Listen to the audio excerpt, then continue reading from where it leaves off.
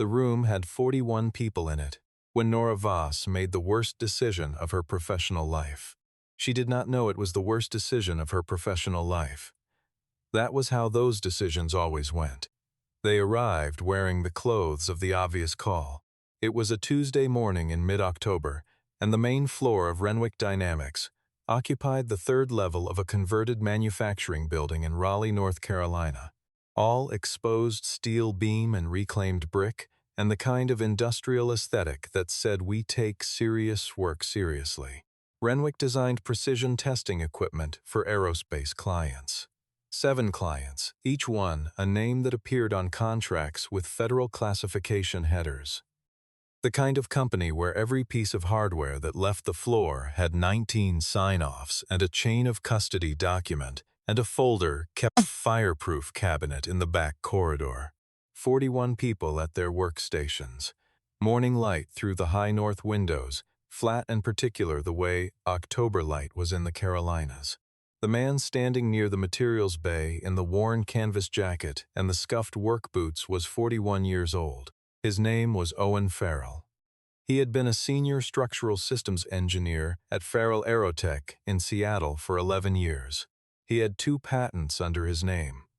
He had rebuilt the load testing frame for the Meridian 7 prototype from first principles at 34 years old, and the technical director of Meridian's partner company had shaken his hand for a long time after and said nothing, which was the kind of compliment that meant more than any speech. Nora Voss had been CEO of Renwick Dynamics for 19 months. She did not know any of this about Owen Frell. She was about to fire him. She had been handed a personnel report 11 minutes earlier by Derek Ashby, her chief operating officer, in the corridor outside the executive suite. Derek was thorough, always. He had a presentation manner that was considered and precise, and that Nora had learned to trust because it was consistent, and because in 19 months it had never been wrong about anything verifiable. The report said Owen Frell had been removing proprietary documentation from the physical archive room without authorization on 5 separate occasions in the past 3 weeks. It included a log from the badge reader on the archive room door. It included photographs, grainy, from the hallway camera, of Owen leaving the archive corridor carrying a flat carry folder on 2 separate mornings. At 8:47 m, Nora crossed the main floor with the report in her hand, and Derek 2 steps behind her and asked Owen Frell to please come to the open area near the bay doors. There were 41 people in that room. By the time she had spoken 3 sentences, 37 of them had gone still without turning around. She told him what the report said. She told him what the photographs showed. Owen Frell listened. He was holding a torque wrench, the handle resting in his palm at an easy downward angle. He had dark brown hair going gray at the temples, a specific stillness in the way he held his shoulders, not the stillness of shock, but the stillness of a man who had waited for something and watched it arrive exactly as expected. When she finished, he said one sentence. He said, "The frame on the DT9 series has a secondary resonance fault in the lower brace assembly. The documentation is in the folder I pulled. Someone needs to know where it is." Nora looked at him. The phrase secondary resonance fault meant nothing concrete to her yet. She had 19 months of context, and she was still learning the engineering language from the outside. It sounded like a deflection. It sounded like a man in a bad position reaching for technical language to create distance. She did not ask a follow-up question. That was the choice she would think about for a long time afterward. She did not ask it because Derek was standing to her right, and the room was silent, and the badge log was very clear, and a CEO who wavers when the evidence is in front of her loses something that is very hard to recover. She terminated his employment. Owen Frell set the torque wrench on the work surface with a quiet precision that was completely at odds with the moment. He did not look at the 41 people in the room, most of whom were still staring at their screens or into the middle distance with the focused non-expression of people very carefully not watching something. He said, "All right." He said it without anger and without submission. Then he walked to his station, picked up a gray canvas backpack from under the desk, and turned toward the exit. At the door he paused. He looked back, not at Nora, not at Derek.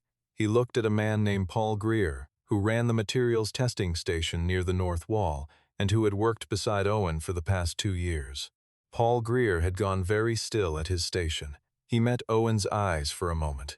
Owen gave him one small nod, the kind that was too brief to be a farewell and too deliberate to be anything else, and walked out. The door closed behind him.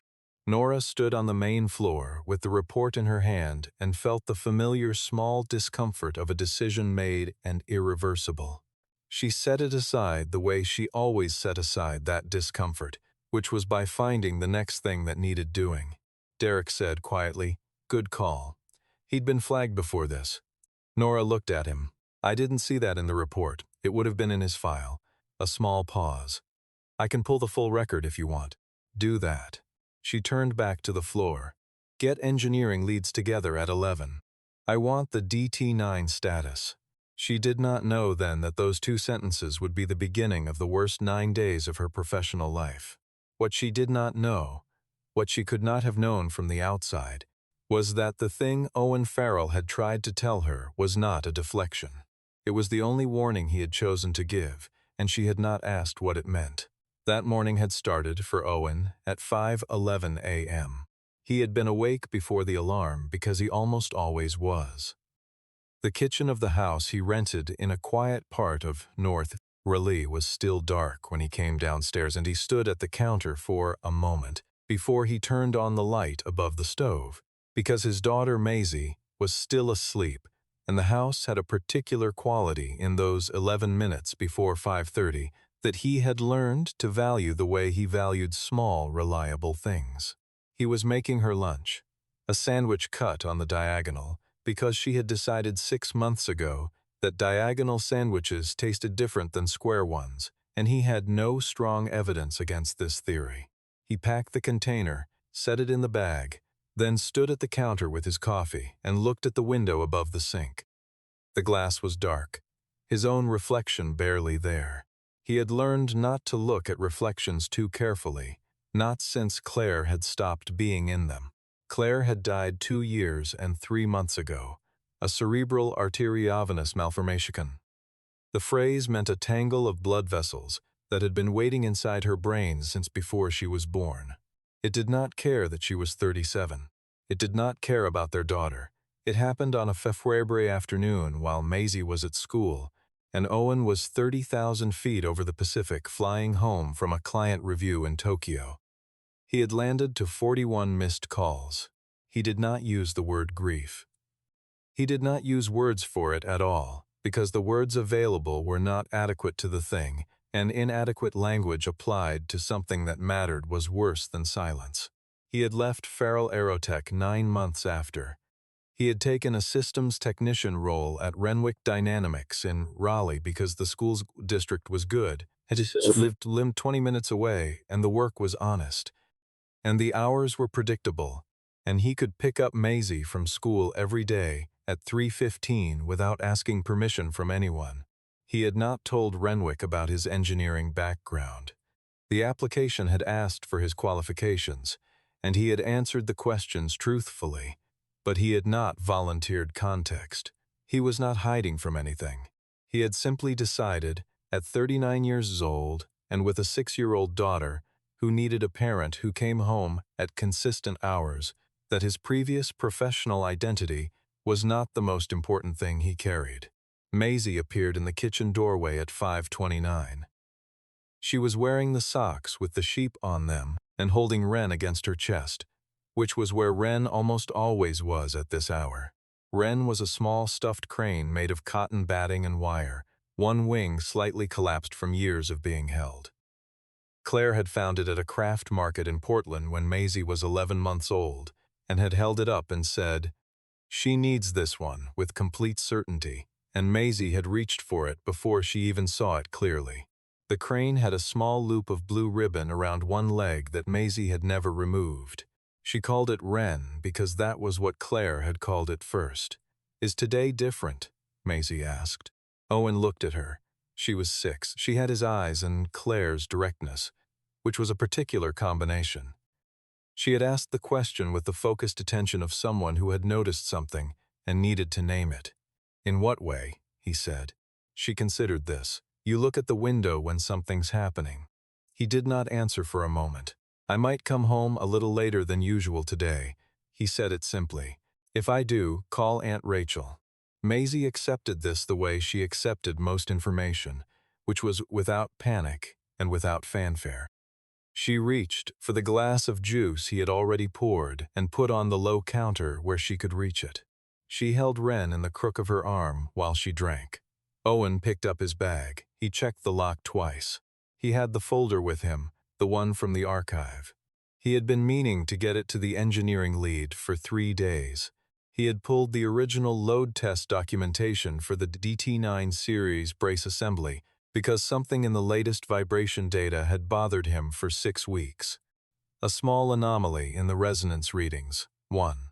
7 Hz below specification, consistent across 11 test cycles, which no one on the floor had flagged because it was within the acceptable variance range on paper. It was not acceptable variance. Owen knew this because he was the one who had written the original brace specification, which no one at Renwick knew, because Owen had written it as a contract engineer for a predecessor firm that had been absorbed into Renwick's supply chain 4 years before he joined the company. The specification was his. The secondary resonance threshold was a tolerance he had built in deliberately as a safety buffer. That buffer was being used up. He had meant to hand the folder to engineering. He had not done it fast enough, and now it sat in the archive room under his name on the sign-out log. And by the time he reached the main floor that Tuesday morning and picked up the torque wrench, Derek Ashby had already handed Nora Voss a report that told a different story about what he had been doing in that room. He set the torque wrench on the workbench carefully. He went home. The DT9 series used a twin-frame load testing architecture designed for aerospace ground test simulation. There were 13 DT9 units currently deployed across 3 active client facilities. The brace assembly in question was the lower transverse member, the component that absorbed lateral stress during high-cycle vibration testing. At standard test loads, the resonance drift was not a problem. At elevated loads, which 3 of the 13 units were running this week due to a schedule push on a federal certification deadline, the secondary resonance would compound.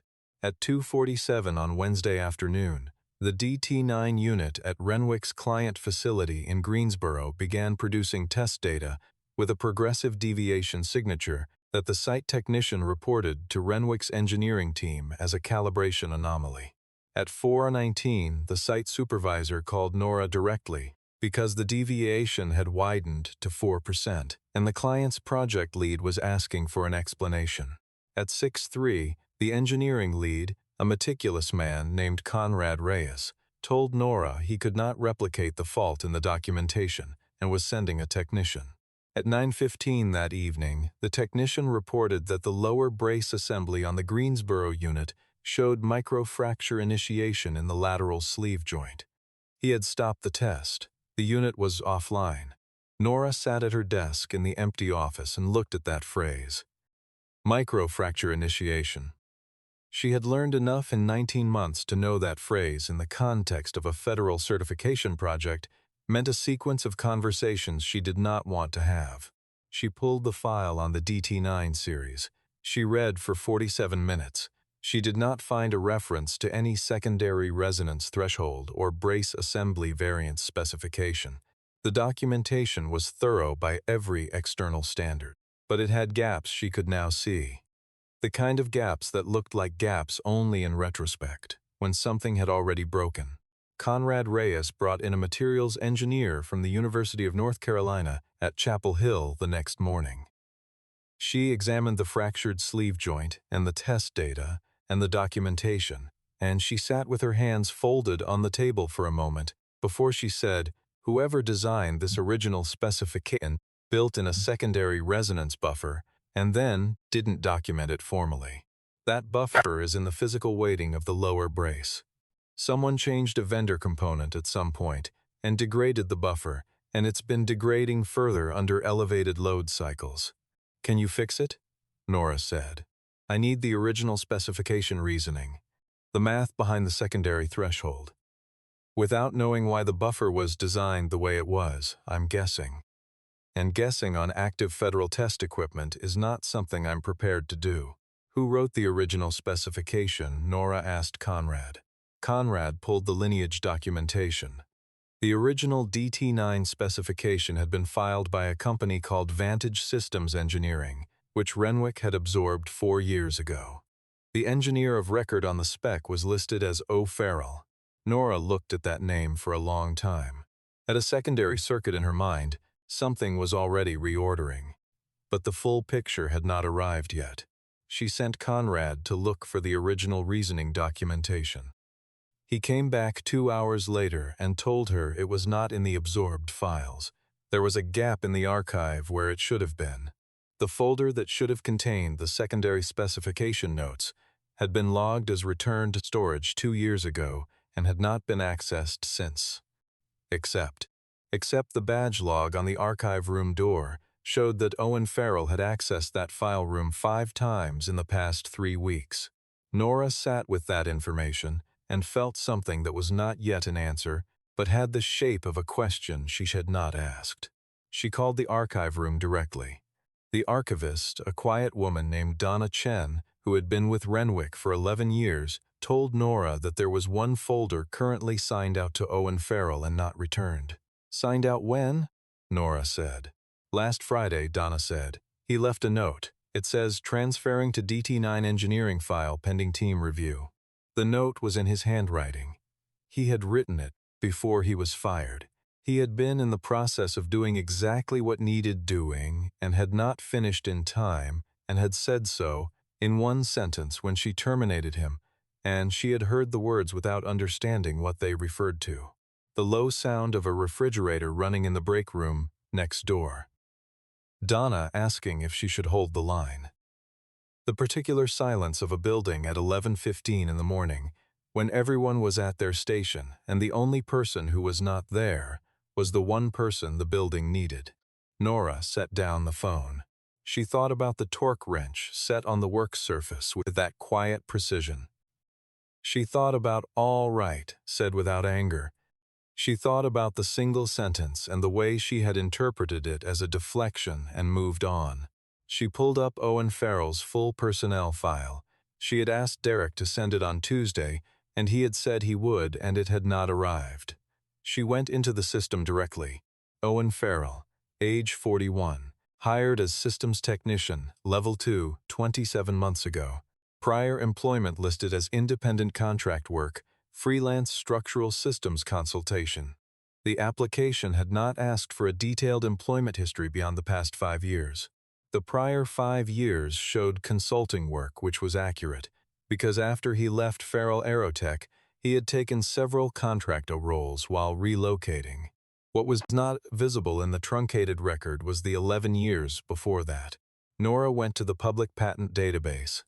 She searched Owen Frell, Structural Systems, Aerospace. 2 patents, both issued when he was with Frell Aerotech, both in load testing architecture. The second one was the foundational specification for the DT9 series frame. She read the abstract of the second patent for a long time. The language was dense and precise, and it described, in formal engineering terms, exactly the secondary resonance buffer that the materials engineer had told her she needed to understand and could not find. Owen Frell had not been stealing proprietary documentation. He had been trying to retrieve his own work so he could tell someone about a problem he had already identified and was running out of time to address. The folder Derek had given her, the badge log, the photographs of Owen leaving the archive corridor. She had seen the ents and drawn the only available conclusion, which was the wrong one, because she had been handed a frame and had accepted it without examining the frame itself. Nora stood up from her desk. She stood at the window for a moment. Outside, the parking lot was ordinary, the kind of ordinary that felt accusatory when you were in the process of understanding what you had missed. She called Derek into her office at 2:30. She set the patent printout on the desk in front of him and watched his face. She had learned in 19 months of running a company where she had to read people in the absence of full information, that faces told you things before decisions were made about what to show. Derek's face went still in a specific way, not the stillness of someone who was surprised, the stillness of someone who was calculating. I need to understand the timeline, Nora said carefully, of how this report was put together. Derek was a controlled man. He said, I compiled the flagged access reports and had security cross-reference them. It was straightforward. Did you know he had patents on the DT9 specification? A pause. 1 second, no longer.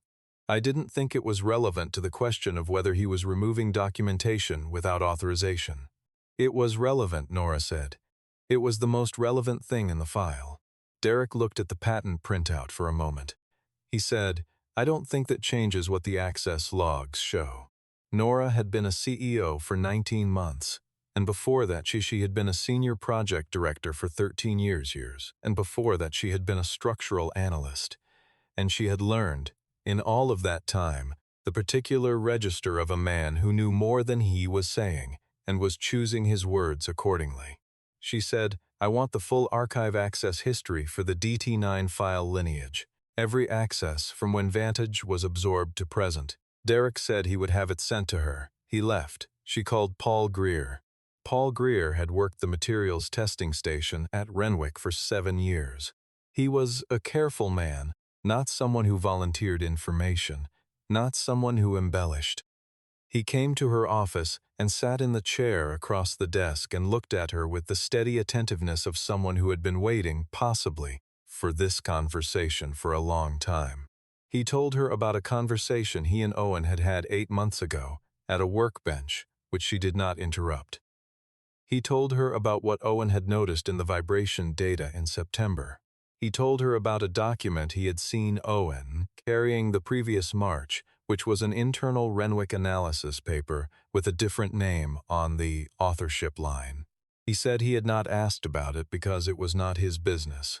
He said the name on the paper was Derek Ashby's. Nora asked him to describe the document. He described it. The archive access history arrived in her email at 4:51 that afternoon, forwarded from Donna Chen, who had sent it directly after Nora called her. Nora had not asked Derek to send it a second time. She had not needed to. The archive access history showed that the secondary specification documentation for the DT9 series had been accessed by one user 7 times in the 18 months prior to Owen joining the company. The user was Derek Ashby. The documentation had been moved from its original folder location during that period. The notes field on the 5th access showed a single entry, archived to inactive per project closure. The project had not been closed. It had been handed to another engineer, whose name Nora recognized as someone who had left the company. The documentation in that folder was the foundational technical basis for a methodology paper that Derek Ashby had published under his own name in a professional engineering journal 22 months ago. Nora pulled the paper. She read the methodology section. She read Owen Frell's patent abstract again. The sections were not similar. They were identical in structure, in the specific reasoning sequence, in the non-obvious design choices that defined the secondary resonance buffer. The paper had established Derek's professional reputation. It had been cited by 2 of Renwick's key clients as part of their rationale for extending contracts.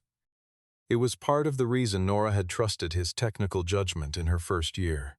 She sat very still. She did not name to herself what she was feeling. She had learned a long time ago that naming an emotion before you had finished understanding, it was a way of stopping the understanding too early. She picked up her phone. Paul Greer had mentioned, before he left her office, that Owen Frell had a daughter, that he picked her up every day from school at 3:15, and that the school was the one on Pinehurst Drive, which Paul knew because his own daughter went to the same school. He had said it without being asked. He had said it the way people say things they believe are relevant, but that they are leaving you to use or not use as you choose. Nora found Owen's contact record in the system. She called. He answered on the 3rd ring. There was a child's voice in the background, high and specific, discussing something about a drawing. He said, "Yes." Not hello, not his name. Just yes, quiet and level, the way someone answered when they were not surprised to be called. She said, "I owe you an explanation, and I owe you an apology, and they are not the same thing, and I want to give you both of them properly. Can we meet tomorrow morning?" There was a pause. The child's voice said something indistinct, and he said, "1 minute, Maisie," with the particular tone of a parent managing two conversations. Then he said, 7:30. "There's a diner on Glenwood, Harper's." "I'll be there," she said. He said goodbye. The call ended. Nora set her phone down. She looked at the window. The parking lot was quieter now, the afternoon light going low and orange across the asphalt. A lamp on the east side of the lot blinked once before it steadied, casting its small circle of light on a section of empty pavement. She thought about the words secondary resonance fault. Delivered plainly, held in the air for one moment, then disregarded. She thought about the torque wrench.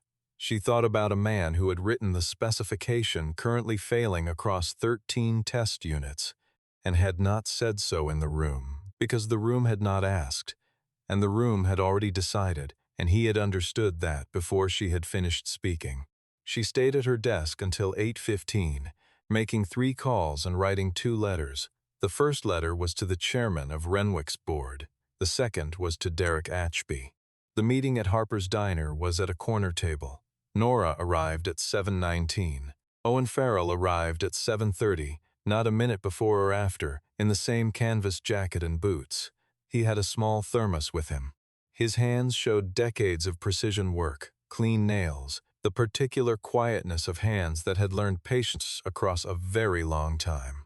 He sat down across from her and looked at her with an expression that was neither wary nor expectant. It was the expression of someone who had agreed to be present and was waiting to see what presence would require. She did not start with the apology.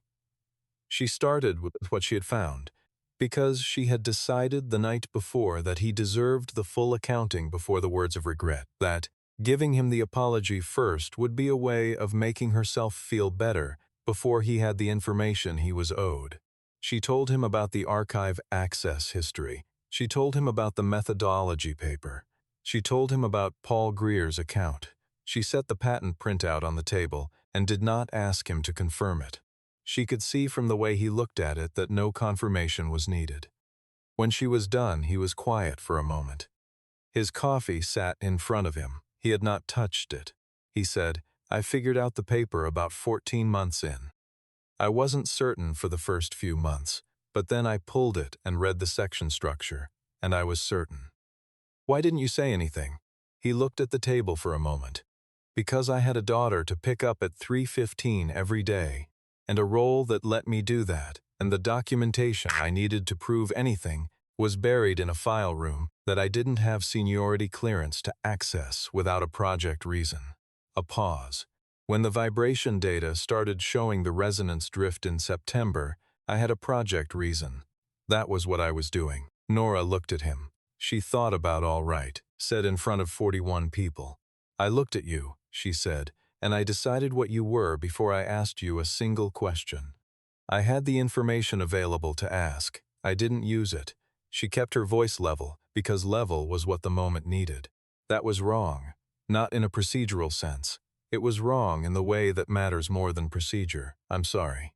He looked at her for a moment. Not the look of someone accepting an apology or weighing it. The look of someone who had heard it and was letting it land where it was meant to land. "You had a report," he said, "and a COO who'd been in the building for 7 years. And I'd never told anyone what I'd done before. The decision made sense from where you were standing. It made sense from where I was standing, because I hadn't moved from where I was standing," she said. "That's the part I'm responsible for." He was quiet. Outside, Glenwood Avenue was beginning its morning frequency, the measured sounds of a city starting its work. She made him the offer then. She told him about the safety systems director role, which she had held open for 8 months, because she had not found someone whose judgment she trusted with it. She told him the salary. She told him about the travel expectations, which were minimal. He said, Before I answer that, I have a condition. All right. I need Donna Chen in the archive to have explicit authority over the DT9 documentation lineage going forward. Direct line to engineering. No COO review. She knows that archive better than anyone in the building, and she's been working around gaps in it for years.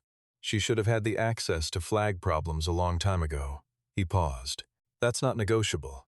Nora said, done, and I need it in writing before I start, not after. I'll have my assistant send it today. He looked at his coffee. He picked it up for the first time and held it with both hands and looked out at the street. She did not interrupt at that moment.